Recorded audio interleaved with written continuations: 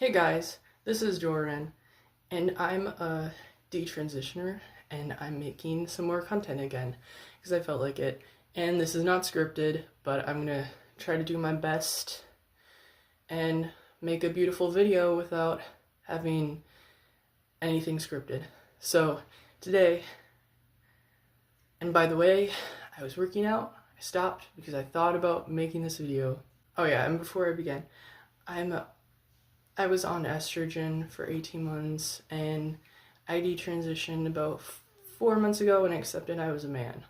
I'm making this video about things I like about being a guy after coming off of estrogen and stuff, and how I've learned to accept it, and some, maybe possible drawbacks to getting off of pills and realizing you're just like a feminine man.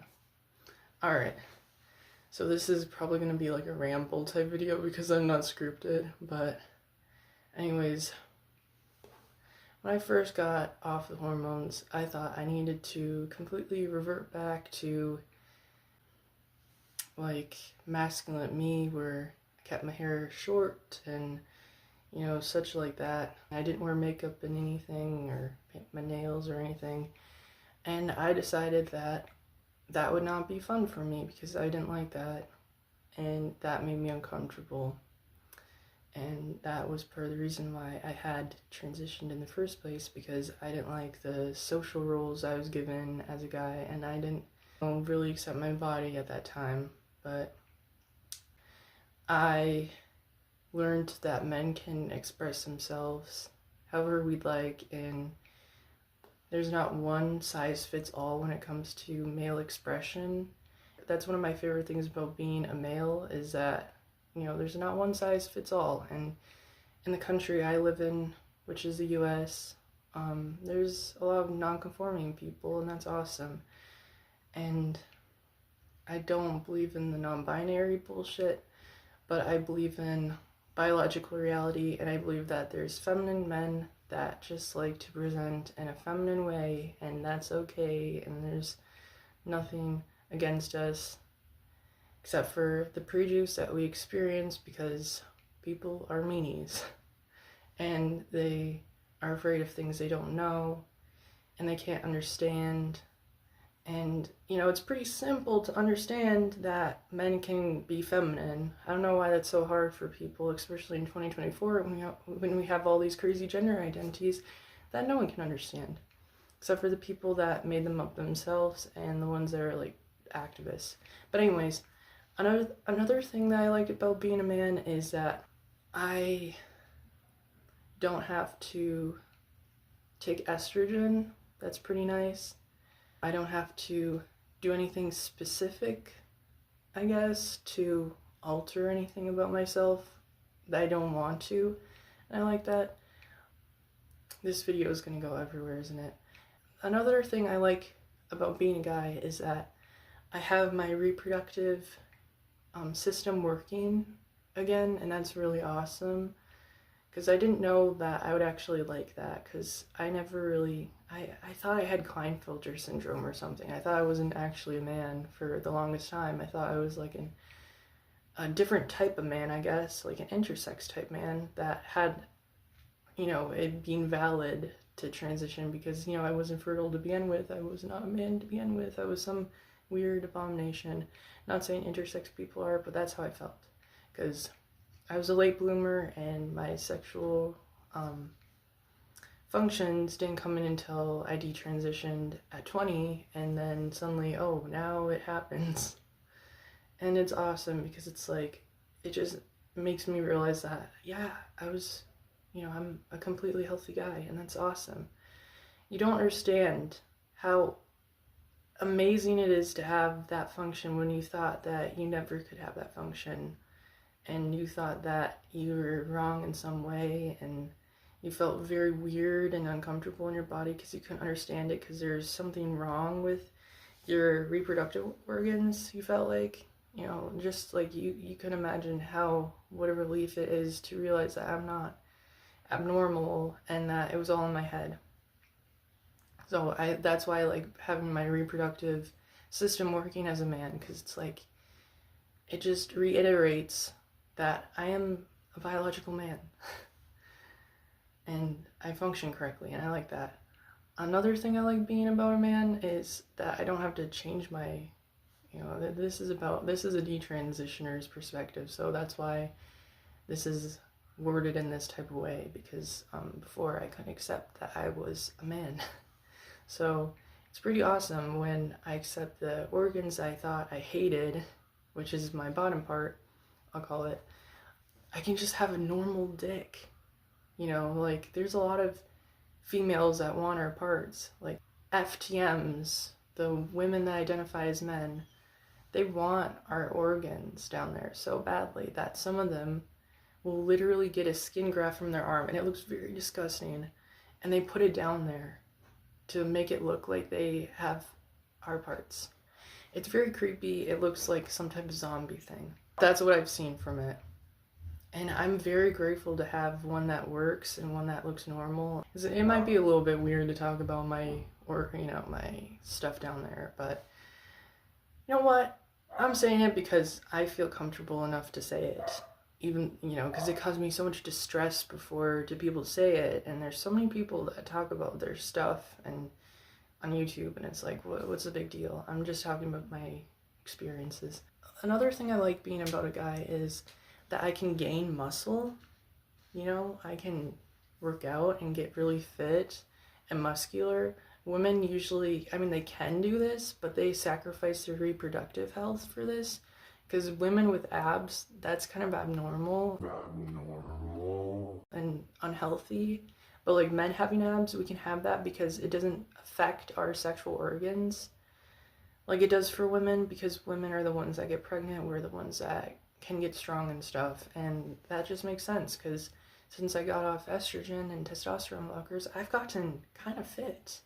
And it's kind of nice, because it's like, now I got the strength to do it with what I please. And before, I was like as weak as a 12-year-old boy, so I'm just happy to be able to exert this strength in a way that, I can make, I can do stuff. Another reason why I like being a guy is that I can change my voice pretty crazily, and, because guys' voices do drop when they go through testosterone puberty type thing, or otherwise known as male puberty. Why am I always so tired when I do these videos? Like, I worked out before this, I'm so tired. I'll cut that out. But basically, our voices drop, so we can do tons of different voices if we want. Because here's the thing, when you can have more space in here, you can do more voices. Just like I can do a high-pitched type voice as the guy. I can do a deep voice as a guy, because there's so much stuff that's here that women don't have because they're not usually exposed to testosterone. So it's kind of cool to have that, where you can kind of voice act so many different characters, especially because my voice in particular is pretty androgynous, so I can do tons of different voices, and it's crazy. Another reason why I like being a guy is we age slower than women, I think. On average, men get wrinkles later than women, which I think is pretty cool, because our skin is actually thicker than women's. And I really like that, because it's like, oh, now I can look youthful longer. And especially if I take care of myself, I can look younger longer, which is crazy. That guys can do that.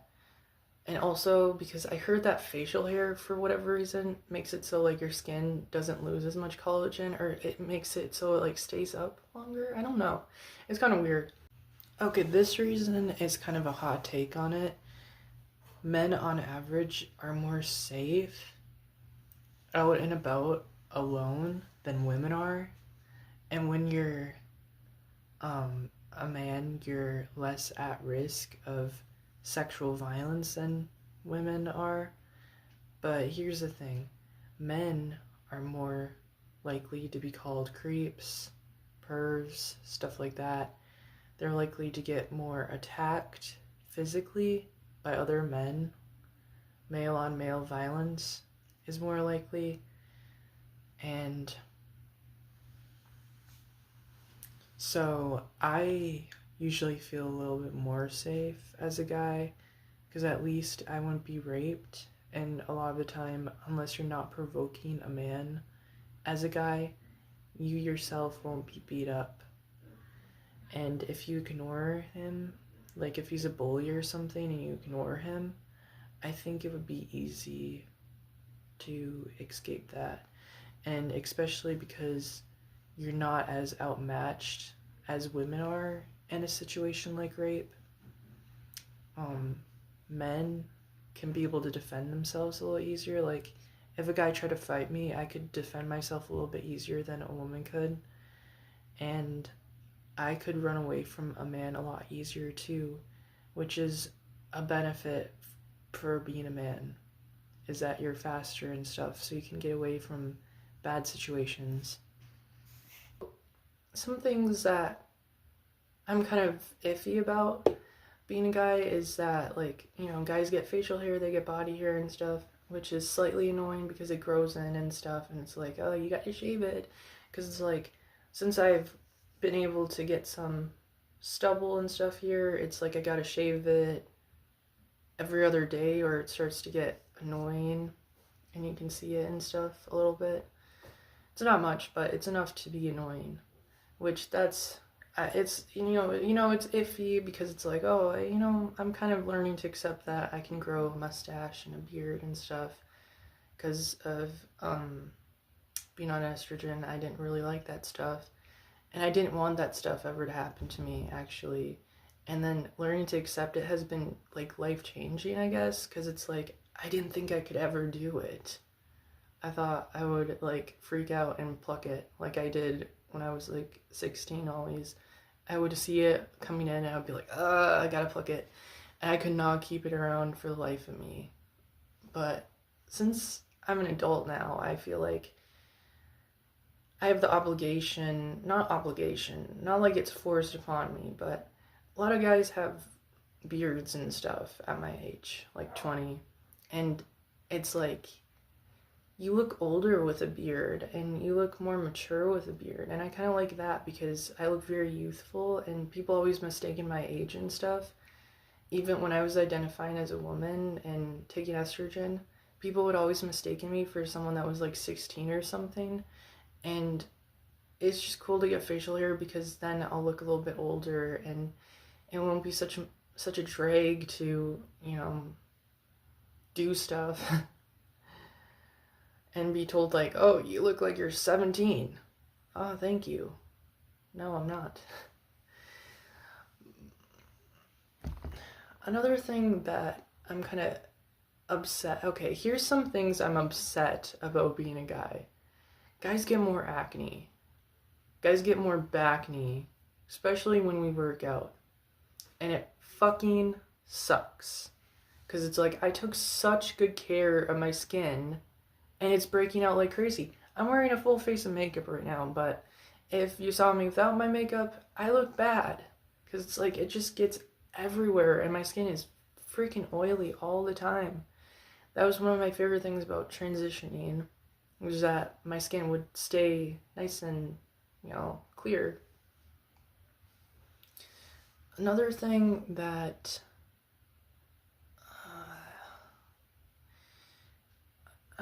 I don't really like about being a guy is that we're often told that we can't express ourselves more so than women, because it's like, oh, all guys in shows have like short hair and, they don't wear earrings, they have, they wear men's clothes all the time.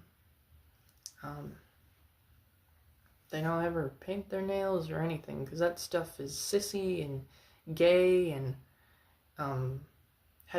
homosexual and weird and stuff. And to that I say that's just kind of narrow-minded thinking. That's what gets people to transition sometimes, because guys aren't allowed to have this stuff, and then we're told if we do it, we are bad and we're not performing masculinity. Women have more leeway to this stuff because they had a women's liberation movement. We never had that as guys. That's why we never really had the expression, except for gay men that get that expression, because back then pride made it so that gay men and the cross-dressers got to have that expression, but like regular everyday men don't get to have that unless we're unless we be labeled as the same thing as that, because it's like prejudice and stuff. Not saying that it's bad to be gay or cross-dresser, but it's like you know you're labeled negatively when you're that as a guy. Like, I mean, I understand that like lesbians and drag kings, there's not as many drag kings as there are drag queens, and there's not as many female cross-dressers as there are male cross-dressers, but I bet there's still some prejudice with women, but definitely less than there is for men. Because it seems like when a woman wears like a mustache or something, if she's a drag king, she'll be, judged less than if a guy were to wear makeup. But I guess there's also Ruth Paul's Drag Race, which I think is pretty good representation of that. Because it's like, it shows that, oh, if you're a guy, you can do this stuff. And, there's shows like that just represent that. And there's some YouTubers on YouTube, like James Charles and Jeffree Star, people like that liberate men being able to do makeup and stuff. And I'm thankful for those people. And it makes it more acceptable men to do this stuff without, having prejudice. Granted, a lot of them are gay men too, even so. There are definitely some straight men that I think that don't conform, or they cross-dress or do that sort of stuff. And, I saw some on YouTube that did that. There's this one guy, he came out as a cross-dresser on YouTube, and I think that was pretty cool that he did that. And, sometimes they go a little bit too far, though, with cross-dressing, I think. There's a limit to it, I think. Like, when you start to copy the women's bodies with, like, breastplates and stuff, that's going a bit too far. But when it's just, like, women's clothing and it's not too, like, revealing, I guess, that's not as bad. I don't know. I think there's a limit to cross-dressing. Because it's, like, there's a limit to, like, appropriateness to it. Because, like, oftentimes women will cross-dress for opposite reasons men will. They'll try to do it because I saw this one girl in my school, she cross-dressed. Not that she identified as a cross-dresser, I don't know, not that it's an identity to identify as. But this one girl, she looked like a cross-dresser in my school. And many people didn't even say a thing about her. Or I don't know, I didn't really hear anything being prejudiced about her, but I think she did it to just kind of look a little bit more, less feminine, I guess. So, because it's like when women look feminine, it's like that attracts the male gaze, and when men cross-dress, they usually show off their bodies more because, it's more feminine to show off your body in that kind of way. But yeah, I don't know where this video is going. Sometimes men have some unfair advantages, especially with, like, positions, like, in politics and stuff. Because it seems like only 1/3 of women have higher positions in politics compared to men.